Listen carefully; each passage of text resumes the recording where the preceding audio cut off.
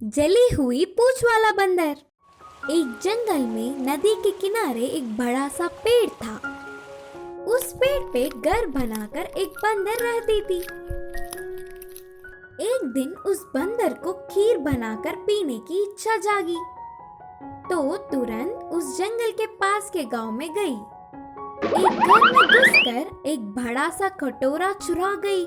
ऐसे ही अलग अलग जगहों से खीर बनाने के लिए जरूरतमंद चीजें उठा लाई। जंगल में उसके रहने वाले पेड़ के नीचे आकर पत्थर जमा करके चूल्हा रखा। उस पर खटोरी रखकर बाद में खीर बनाने के लिए जरूरती चीजें डाली। कुछ देर बाद खीर उबल गया, लेकिन उसे मिलाने के लिए चम्मच तो नहीं था। तो बंदर ने अपनी पूंछ से खीर मिलाई। और क्या होना था, वह बंदर की जलन से वह पूरा जंगल चिल्लाती हुई भागती हुई घूमना शुरू कर दिया। ऐसे भागती हुई बंदर को लोमड़ी ने देखा। क्या हुआ बंदर दोस्त, ऐसे चिल्लाते हुए क्यों पीड़ित हो रही हो? हुआ क्या है? मुझे खीर पीना था। खीर मिलाने के लिए चम्मच नहीं था, इसीलिए मेरी पूंछ से मिलाया। जलन, बंदर ने पीड़ा में कहा। इससे लोमड़ी ने कहा, अच्छा, मेरे घर आ जाओ, घर में स्वादिष्ट कुछ ना कुछ तो होगा ही, खा लेना। इससे बंदर को बहुत खुशी हुई। उस खुशी में पूंछ की जलन तक को भूल गई और वे दोनों मिलकर लोमड़ी के घर गए। तब लोमड़ी ने अपनी पत्नी को बुलाकर कहा, मेरी दोस्त भूखी है, तो गरम गरम बनाया हो तो परोसो। मैंने अभी खाना नहीं बनाया, तुम जाकर उस पहाड़ी के पेड़ से ड्रन तोड़कर ले आओ, तुम्हारी इच्छा से खाना बनाकर परोसूंगी। लोमड़ी की पत्नी ने बंदर से कहा। पहले ही भूखी होने से बंदर जल्दी जल्दी जाकर ड्रोन लाकर दिए। लोमड़ी की पत्नी उन्हें लेकर अंदर जाके खाना बनाना शुरू किया। लोमड़ी बंदर से बातें करने लगा और कुछ ही देर बाद स्वादिष्ट खुशबू आ रही थी। बंदर के मुंह में पानी आ गए और लोमड़ी की पत्नी ने अभी भी भोजन के लिए नहीं बुलाया। दोस्त, मैं जाके देख आऊंगा, बोलकर लोमड़ी अंदर गया। गए हुए बहुत देर होने पर भी वापस नहीं आया। बंदर को फिर से पेट में चूहे दौड़ने लगे, तो ना रोक पाते हुए धीरे से अंदर जाकर देखी, और क्या था, उधर लोमड़ी और उसकी पत्नी दोनों पूरा भोजन गरम गरम खाकर खराटे मारते हुए सोते हुए दिखे। उसके लिए थोड़ा सा भी नहीं बचाया, पूरा खटोरा खाली कर दिया। इससे बंदर बहुत उदास हुई। जानते हुए भी इस चालबाज लोमड़ी पर विश्वास करना मेरी मूर्खता है, सोचकर भूखी ही घर के रास्ते चल पड़ी। इस कहानी की सीख है कि हर किसी पर अंधविश्वास नहीं करना चाहिए। बाघ और शेर की लड़ाई। एक जंगल में बाघ राजा और शेर राजा मिलकर रहते थे। वैसे तो वे दोनों अपने आप अलग अलग शिकार करने जाते। बाघ और शेर के आने की आहट से ही पहचान कर बाकी के सारे जानवर उनके हाथ ना आते हुए बच के भाग जाते। कहीं दूर कोई जानवर दिखने पर भी दोनों राजा बूढ़े होने के कारण उतना शिकार नहीं कर पाते और जितना मिलता है उतने में ही गुजारा करते थे। एक बार तो 10 दिन तक खाने के लिए शेर और बाघ दोनों को कुछ नहीं मिला। वे दोनों भूख से कांपने लगे। ऐसे समय में उन्हें एक छोटा सा खरगोश दिखी। तब शेर ने कहा, मित्र, हमारे अलग अलग शिकार करने से जानवर भाग रहे हैं। इस बार मिलकर दोनों तरफ हमला करेंगे। इसके लिए बाघ भी मान गया। दोनों तरफ से हमला करने पर खरगोश पकड़ी गई। इससे उनके खुशी का ठिकाना ही ना रहा। लेकिन शेर ने कहा, मिलकर शिकार करने की योजना पहले मुझे आई, तो पहले मैं ही खाऊंगा। शेर के ऐसे कहने पर बाघ को बहुत गुस्सा आया और कहा, उधर है एक छोटा सा खरगोश, और पहले तुम खा जाओगे तो मुझे क्या बचेगा? दोनों ने मिलकर शिकार किया तो दोनों मिलकर ही खाएंगे। इसके लिए शेर नहीं माना। बात बात पे बढ़ गई। दोनों ने लड़ना शुरू कर दिया।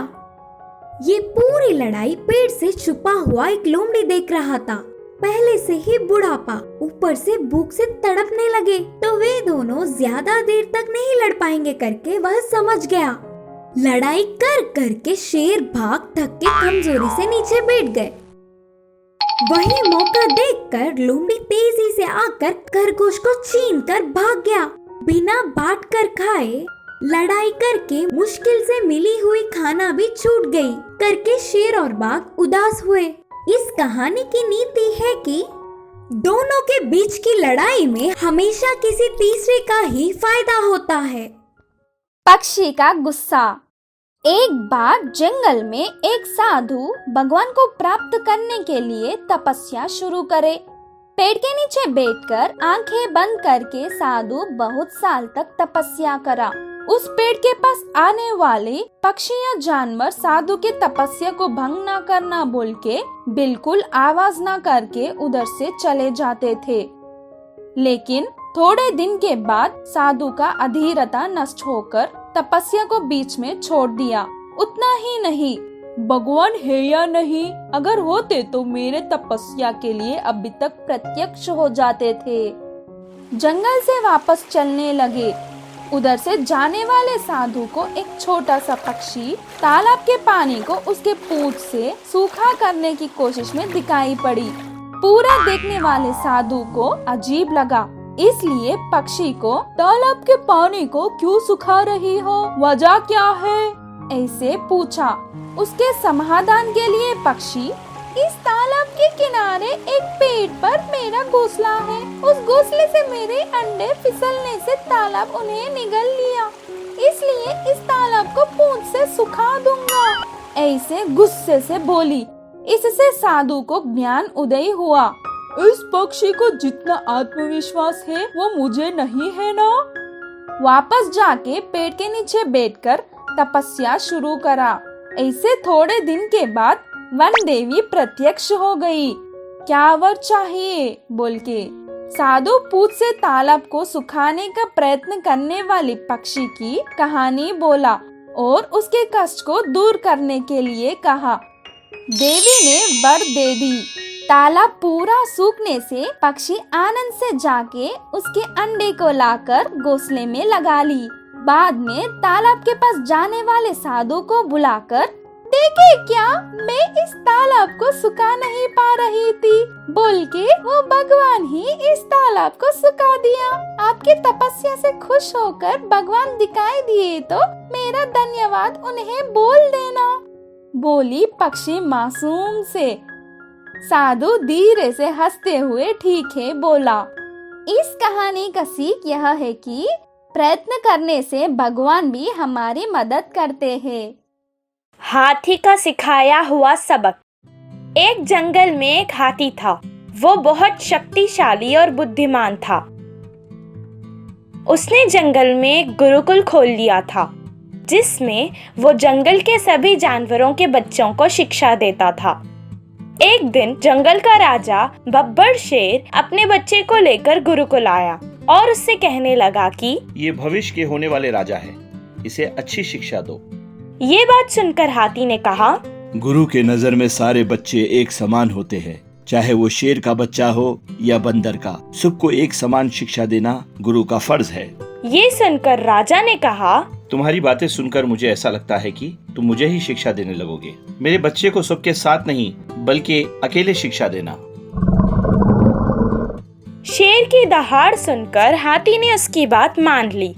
कभी कभी शेर गुरुकुल आता था और अपने बेटे की शिक्षा कैसी चल रही है देखता था। तब हाथी कहता कि आपका बेटा ही सब चीजों में आगे है। ये सुनकर राजा बहुत खुश हो जाता। कुछ दिन बाद राजा का जन्मदिन था। उस उत्सव में सब बच्चों को एक प्रतियोगिता लगाई गई। आखिर वो दिन आ ही गया। हिरन के बच्चे और शेर के बच्चे के बीच भागने की प्रतियोगिता शुरू हुई।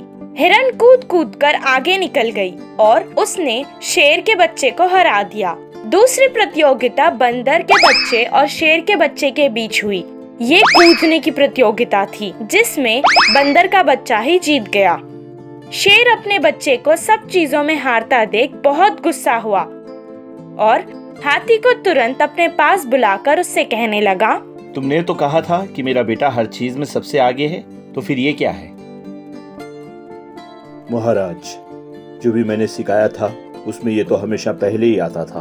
आपने ही तो कहा था कि आपके बेटे को अकेले शिक्षा दूं। अकेले में हर चीज में पहले ही आता था। वो किसी से मुकाबला करता न कभी हारता। अगर वो और बच्चों के साथ सीखता तो मैं उसमें किस चीज की कमी है देखकर उसे वो शिक्षा देता। हाथी की बातें सुनकर शेर को अपनी गलती के पता चल गया। उसने हाथी को जैसे सब बच्चों को शिक्षा दी वैसे ही अपने बच्चे को भी शिक्षा देने के लिए कहा।